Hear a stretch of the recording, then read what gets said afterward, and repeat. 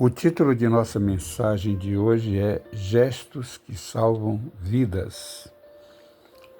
Existem gestos que salvam vidas nesta terra e existem gestos que salvam vidas para a eternidade.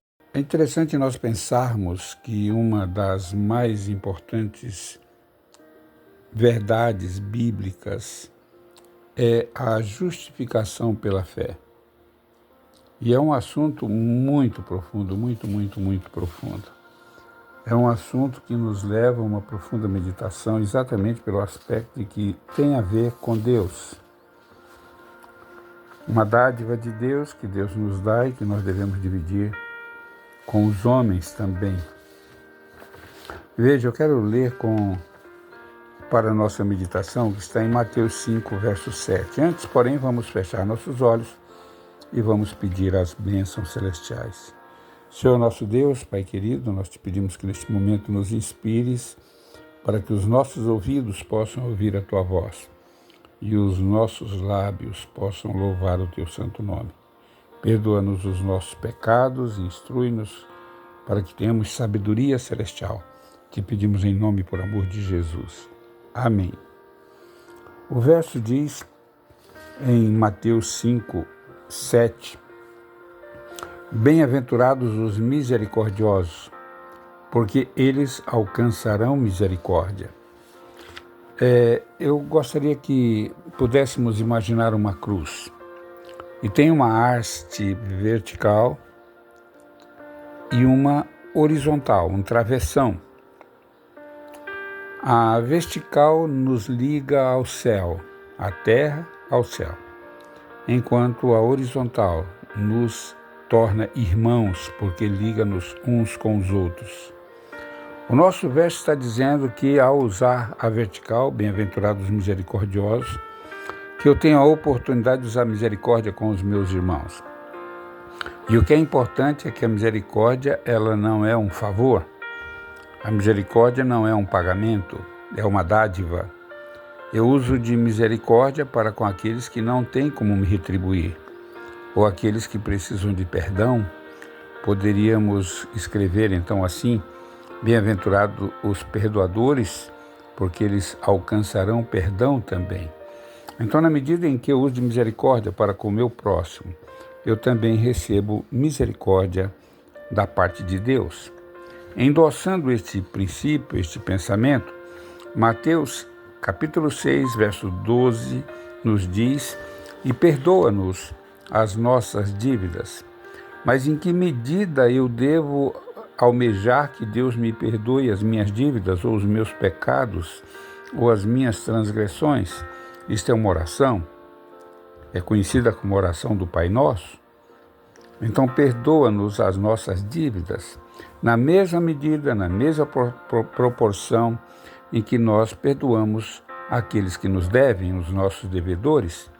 Então veja que eu uso a haste vertical para dizer: Senhor, perdoa-me as minhas dívidas. Aí eu digo: olha, Senhor, o padrão está na horizontal, na medida em que eu perdoo meus semelhantes também. Esse pensamento é muito profundo. O verso vai complementar dizendo assim: não julgueis, para que não sejais julgados, pois com o critério com que te julgardes sereis julgados, e com a medida com que tiverdes medido, vos medirão a vós. Veja, na minha horizontal, eu não devo ficar julgando o próximo. Eu não sou juiz, eu não posso condenar. Muitas vezes alguém diz para mim: olha, fulano fez tal coisa, e eu saio divulgando e julgando e propagando o mal, quando na verdade esse não é o critério que Deus almeja para mim. Ele diz que eu não devo julgar, eu não devo enxergar aquilo que eu não enxergo, que é o interior da pessoa, os seus motivos, as suas condições. Então ele diz: com a medida com que eu meço as pessoas na minha horizontal, eu com a mesma medida serei julgado no tribunal celestial. A justificação pela fé é um dos temas mais importantes da Bíblia, se não o mais importante de todos. A palavra justificação significa perdão pela fé. Mas a palavra fé, o que significa? Paulo assim define fé. Ora, a fé é o firme fundamento das coisas que se esperam e a prova das coisas que se não veem. É interessante nós pensarmos nisto. É o fundamento das coisas que estão no futuro, eu espero lá na frente. E é uma prova de que aquilo que eu espero é verdadeiro, é o fato de que eu creio. Neste verso, Paulo está olhando para o futuro na firme convicção de algo interior, isto é fé. Com relação ao passado, ele exemplifica na galeria dos heróis da fé, no mesmo capítulo, mas como age, a fé? Podemos dizer que existem 4 colunas de sustentação da fé. A primeira delas nós podemos dizer que é o crer. Crer é fundamental, mas os demônios também creem e estremecem. Então a minha fé não pode ser só crer. O crer é um passo fundamental, mas eu preciso confiar e os demônios não confiam.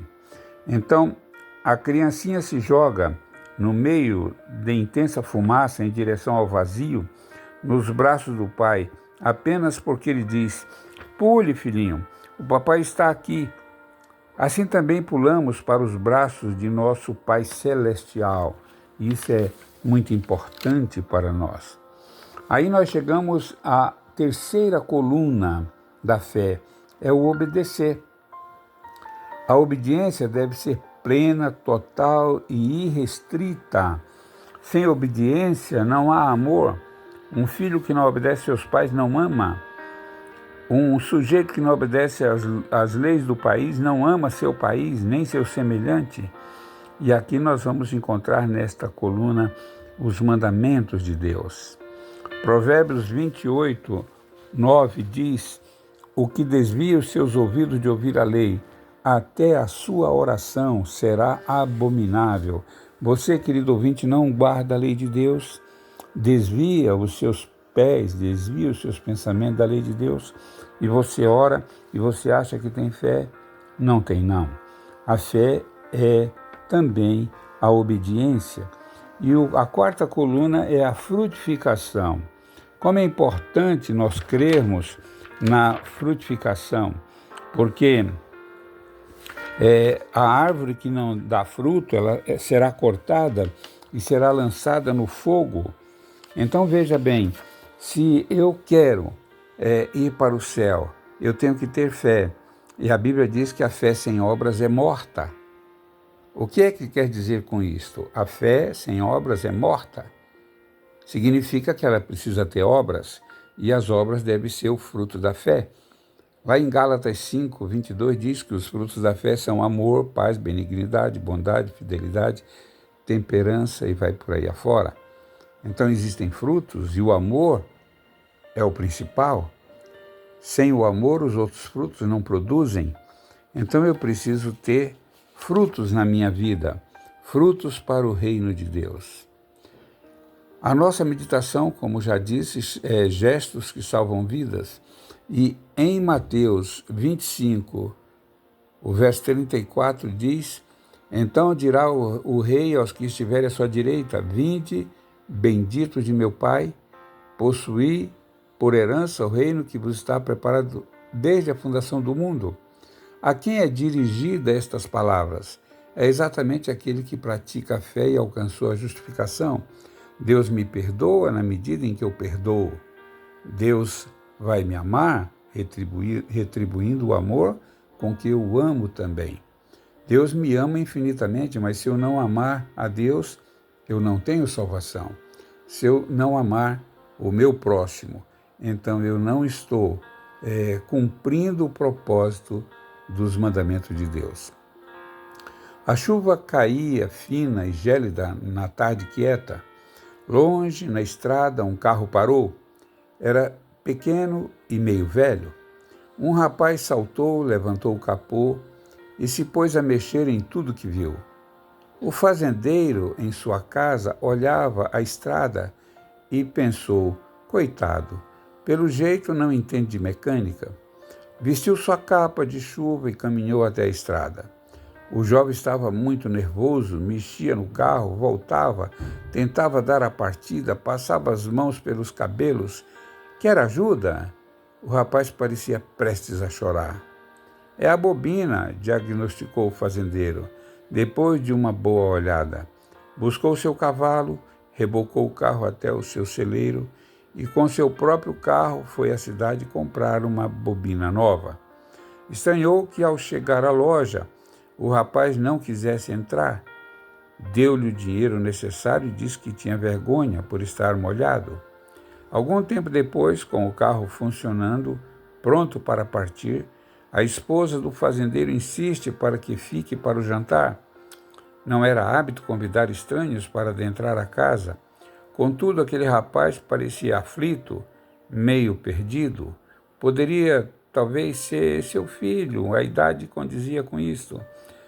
Ele quase não comeu. Continuava preocupado, ansioso. A chuva se fez mais forte. O casal preparou o quarto de hóspede e pediu que ficasse. Na manhã seguinte, suas roupas estavam secas e passadas. Ele se mostrava menos inquieto. Alimentou-se bem e despediu-se.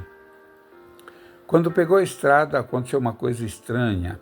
Ele tomou a direção oposta ao que seguia na noite anterior. Isto é, voltou para sua origem, para a capital. O casal concluiu que ele se confundira na estrada. O tempo passou, os dias se transformaram em semanas, meses e anos. Então chegou uma carta endereçada ao fazendeiro. Senhor MacDonald, não imagino que o senhor se lembre do jovem a quem ajudou anos atrás, quando o carro quebrou. Imagine que naquela noite eu estava fugindo. Eu tinha no carro uma grande soma de dinheiro que roubara de meu patrão. Sabia que tinha cometido um erro terrível, esquecendo os bons ensinamentos de meus pais. Mas o senhor e sua mulher foram muito bons para mim. Naquela noite, em sua casa, comecei a ver como estava errado. Antes do amanhecer, tomei uma decisão. No dia seguinte, voltei ao meu emprego e confessei o que fizera. Devolvi todo o dinheiro ao meu patrão e lhe implorei perdão. Ele podia ter me mandado para a prisão, mas por ser um homem bom, me devolveu o emprego. Nunca mais me desviei do bom caminho. Estou casado, tenho uma esposa adorável e 2 lindas filhas. Trabalhei bastante, não sou rico, mas estou numa boa situação. Poderia lhe recompensar generosamente pelo que o Senhor fez por mim naquela noite, mas não acredito que o Senhor queira isso. Então, resolvi criar um fundo para ajudar outras pessoas que cometeram o mesmo erro que eu. Desta forma, acredito poder pagar pelo meu erro. Que Deus o abençoe, Senhor, e a sua bondosa esposa, que me ajudou ainda mais do que o Senhor sabia. Enquanto o casal lia, os olhos se encheram de lágrimas. Quando acabaram, a esposa colocou a carta sobre a mesa e citou o verso do capítulo 25 do Evangelho de Mateus. Era peregrino e me recolheste. Tive fome e me destes de comer. Tive sede, destes de beber. Estava nu e me vestistes. Estava enfermo e me visitastes. Estava no cárcere e me fostes ver. Em verdade, todas as vezes que fizestes isto a um dos meus irmãos mais pequeninos, a mim o fizestes. Nós temos aqui várias lições para tirar, mas a mais importante é que o indivíduo confessou o seu pecado, recebeu o bem de alguém que não esperava nada em troca e mudou de atitude, voltou e buscou perdão e foi perdoado. E agora ele busca alcançar pessoas para levá-las ao amor de Deus, para levá-las ao perdão divino. Que Deus nos abençoe, que nós possamos tirar lições preciosas para a nossa vida. É o meu desejo. Oremos. Pai querido, Pai de amor, quantas vezes nós cometemos erros, enganos ao julgar o semelhante? Quantas vezes nós perdemos a oportunidade de fazer o bem, de ajudar as pessoas que realmente necessitam e elas estão em nossa volta? Nossa igreja está cheia delas, a nossa comunidade também. Pessoas que precisam de um ombro amigo, pessoas que precisam de uma palavra de misericórdia e de amor. Ó Senhor Deus, ajuda-nos a transformarmos a nossa vida para que possamos produzir frutos para a vida eterna. Cura as nossas enfermidades, Senhor. Abençoa este teu grupo maravilhoso que busca o poder do Espírito Santo. Nós te pedimos em nome e por amor de Jesus. Amém.